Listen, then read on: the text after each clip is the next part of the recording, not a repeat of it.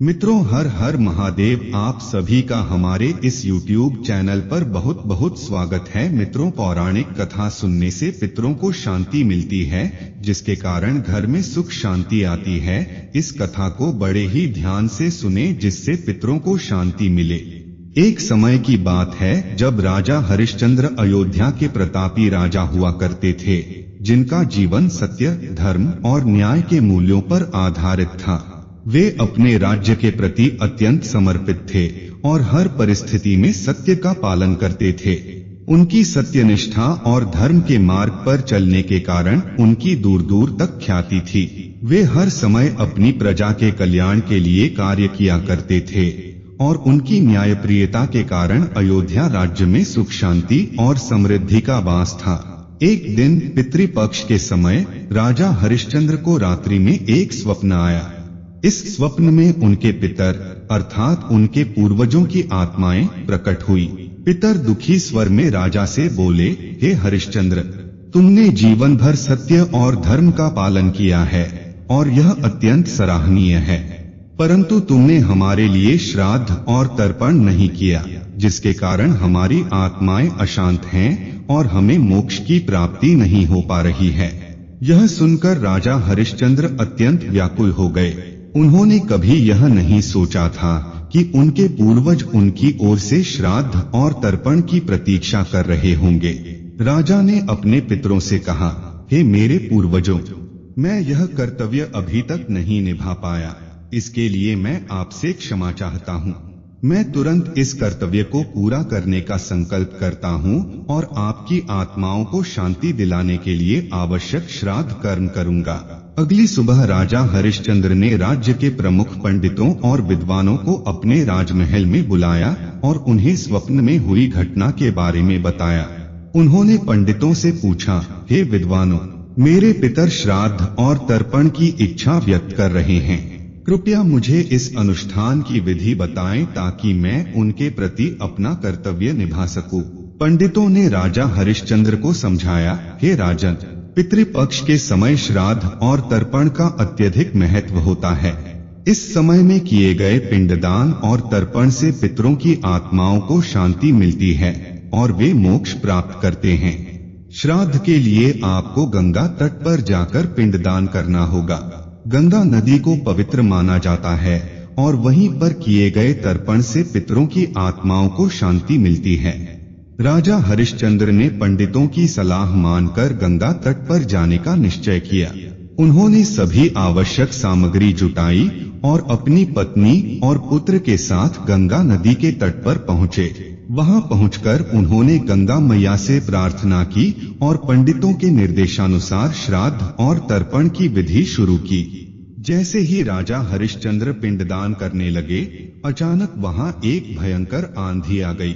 आंधी के कारण सारे फूल, चावल और अन्य सामग्री बिखर गई। राजा हरिश्चंद्र और उनके परिवार ने आंधी से बचने की कोशिश की, परंतु सारी सामग्री नष्ट हो चुकी थी। राजा हरिश्चंद्र अत्यंत दुखी हो गए, क्योंकि बिना सामग्री के वे पिंडदान और तर्पण नहीं कर सकते थे। उनका हृदय दुख से भर गया और उन्होंने सोचा कि अब वे अपने पितरों के प्रति अपना कर्तव्य कैसे पूरा करेंगे। राजा हरिश्चंद्र के इस सच्चे समर्पण और धर्म के प्रति निष्ठा को देखकर गंगा मैया स्वयं प्रकट हुई। गंगा मैया ने राजा हरिश्चंद्र से कहा, हे सत्यनिष्ठ राजा, तुमने जीवन भर धर्म और सत्य का पालन किया है। तुमने कभी भी अन्याय नहीं किया और हर परिस्थिति में सत्य का साथ दिया। मैं तुम्हारी सत्यनिष्ठा से अत्यंत प्रसन्न हूँ। गंगा मैया ने आगे कहा, तुम्हारे द्वारा किए गए इस श्राद्ध और तर्पण का भाव ही पर्याप्त है। तुम्हारे सत्य और धर्म के पालन से ही तुम्हारे पितरों की आत्माएं तृप्त हो चुकी हैं। तुमने अपने पितरों के प्रति जो कर्तव्य निभाने का संकल्प किया है, वह पूरा हो चुका है। अब तुम्हारे पितर शांति से स्वर्गलोक की ओर जा सकते हैं और उन्हें मोक्ष प्राप्त होगा। गंगा मैया के आशीर्वाद से राजा हरिश्चंद्र के पितरों की आत्माओं को शांति प्राप्त हुई और वे तृप्त हो गए। राजा हरिश्चंद्र ने गंगा मैया का धन्यवाद किया और अपनी पत्नी और पुत्र के साथ वापस अपने राज्य लौट आए। वहां लौटने के बाद उन्होंने अपनी प्रजा के साथ पितृपक्ष के महत्व को बताया और लोगों को अपने पूर्वजों के प्रति कर्तव्य निभाने की प्रेरणा दी। राजा हरिश्चंद्र के इस कर्म से पूरे राज्य में एक संदेश फैल गया कि पितरों के प्रति कर्तव्यों का पालन करना कितना महत्वपूर्ण होता है। उन्होंने यह सिखाया कि भले ही किसी के पास श्राद्ध और तर्पण के लिए पर्याप्त साधन न हो, लेकिन सच्चे मन और श्रद्धा से किया गया कोई भी कार्य ईश्वर और पितरों को प्रसन्न करता है। इस कथा से हमें यह महत्वपूर्ण शिक्षा मिलती है कि पितृपक्ष के दौरान किए गए श्राद्ध और तर्पण हमारे पितरों की आत्माओं को शांति प्रदान करते हैं और उन्हें मोक्ष दिलाते हैं। राजा हरिश्चंद्र का सत्य और धर्म के प्रति उनका समर्पण यह साबित करता है कि जीवन में सत्यनिष्ठा और धार्मिक कर्तव्यों का पालन करना ही सच्चा धर्म है। यह कथा यह भी सिखाती है कि जब कोई व्यक्ति सच्चे मन और श्रद्धा से अपने कर्तव्यों का पालन करता है तो उसे देवी देवताओं का आशीर्वाद अवश्य प्राप्त होता है। श्राद्ध और तर्पण के माध्यम से हम अपने पूर्वजों की आत्माओं को शांति प्रदान कर सकते हैं और उनके प्रति अपने कर्तव्यों का पालन कर सकते हैं। पितृपक्ष की दूसरी पौराणिक कथा। प्राचीन समय की बात है, एक नगर में प्रियव्रत नाम के राजा का राज्य था। प्रियव्रत धर्मशील, पराक्रमी और अत्यंत बुद्धिमान राजा थे।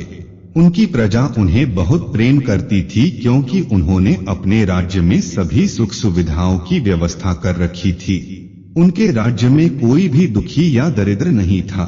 राजा के पास अपार धन दौलत थी और वे प्रतिदिन बड़े बड़े यज्ञ और दान करते थे। लेकिन एक चीज थी जिसे राजा प्रियव्रत ने अनदेखा कर दिया था। राजा ने अपने जीवन में कभी श्राद्ध कर्म नहीं किया और न ही पितरों के लिए तर्पण किया। उनका मानना था कि यज्ञ और दान पुण्य करना ही सबसे बड़ा धर्म है और पितरों का तर्पण करने से कोई विशेष लाभ नहीं होता। एक दिन राजा प्रियव्रत अपने महल में आराम कर रहे थे। उन्हें नींद आ गई और स्वप्न में उनके पितर प्रकट हुए। पितरों के मुख पर गंभीरता थी और वे राजा से नाराज दिख रहे थे। पितरों ने राजा से कहा, हे प्रियव्रत, तुमने जीवन भर यज्ञ किए, दान दिए और धर्म के मार्ग पर चले, लेकिन तुमने कभी हमारे लिए श्राद्ध या तर्पण नहीं किया। तुम्हारे द्वारा किए गए पुण्यों का फल तो तुम्हें मिलेगा, लेकिन हमारी आत्माएं तृप्त नहीं हैं। इसलिए हम तुम्हारे जीवन में आने वाले संकट की ओर इशारा करने आए हैं। यदि तुमने हमारा तर्पण नहीं किया तो तुम्हारे जीवन में अनेक कष्ट आएंगे। राजा प्रियव्रत यह सुनकर भयभीत हो गए और उन्होंने पितरों से क्षमा मांगी। उन्होंने पितरों से पूछा, हे पितरों, मुझे क्षमा करें, मैंने अज्ञानता के कारण आपके लिए तर्पण नहीं किया। कृपया मुझे यह बताएं कि मैं अब क्या कर सकता हूँ। पितरों ने राजा से कहा, पितृपक्ष आने वाला है। इस समय के दौरान तुम हमारे लिए तर्पण, पिंडदान और श्राद्ध करो। यह समय अत्यंत पवित्र होता है और इस दौरान किए गए कर्म से हमारी आत्माओं को शांति प्राप्त होगी। यदि तुम इस अवधि में हमारे लिए यह कर्म करोगे तो हम तुम्हारे जीवन से सभी कष्टों को दूर करेंगे और तुम्हारे राज्य में समृद्धि बनाए रखेंगे। राजा प्रियव्रत ने पितरों की सलाह को गंभीरता से लिया और उन्हें वचन दिया कि वे पितृपक्ष के दौरान उनके लिए पूरे विधि विधान से श्राद्ध और तर्पण करेंगे। जैसे ही पितृपक्ष का समय आया, राजा प्रियव्रत ने अपने पुरोहितों से परामर्श किया और पूरे विधि विधान के साथ श्राद्ध और तर्पण किया। उन्होंने अपने पितरों के लिए पिंडदान किया और विशेष अनुष्ठान कर उनकी आत्माओं की शांति के लिए प्रार्थना की। श्राद्ध के बाद उन्होंने ब्राह्मणों को भोजन कराया और गरीबों में दान पुण्य किया। राजा ने पितरों के आशीर्वाद की प्राप्ति के लिए पूरे समर्पण के साथ इस अनुष्ठान को किया। इसके बाद उनके राज्य में समृद्धि और शांति लौट आई और उनके जीवन के सभी संकट दूर हो गए। पितरों की आत्माएं तृप्त होकर स्वर्ग को लौट गईं और उन्होंने राजा को आशीर्वाद दिया कि उनके वंश में हमेशा सुख शांति बनी रहेगी। यह कथा हमें सिखाती है कि चाहे व्यक्ति कितना भी पुण्य और धर्मात्मा क्यों न हो, अपने पितरों के प्रति कर्तव्यों का पालन करना अत्यंत आवश्यक है। पितृपक्ष का महत्व इस बात में है कि यह समय पूर्वजों की आत्माओं की शांति के लिए समर्पित होता है। पितरों के प्रति तर्पण और श्राद्ध कर्म करना हमारे धार्मिक जीवन का महत्वपूर्ण अंग है और इसे अनदेखा करना कई प्रकार की विपत्तियों का कारण बन सकता है। पितृपक्ष का यह पर्व हमें यह सिखाता है कि हमारे पूर्वजों के प्रति कृतज्ञता व्यक्त करना और उनके लिए श्राद्ध कर्म करना अत्यंत आवश्यक है। राजा प्रियव्रत की कथा से यह स्पष्ट होता है कि पितरों की आत्माओं की शांति के लिए तर्पण और पिंडदान करना अनिवार्य है। चाहे कोई व्यक्ति कितना ही पुण्यवान क्यों न हो, अपने पितरों का सम्मान किए बिना पूर्ण शांति और समृद्धि प्राप्त नहीं की जा सकती। इसलिए पितृपक्ष के समय अपने पितरों का तर्पण और श्राद्ध अवश्य करें ताकि उनकी आत्माएं तृप्त हों और उनके आशीर्वाद से आपके जीवन में सुख शांति और समृद्धि बनी रहे।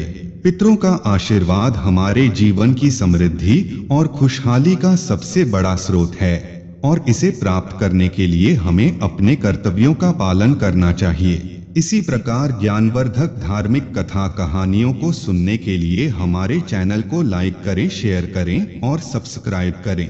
जय श्री कृष्णा। हर हर महादेव।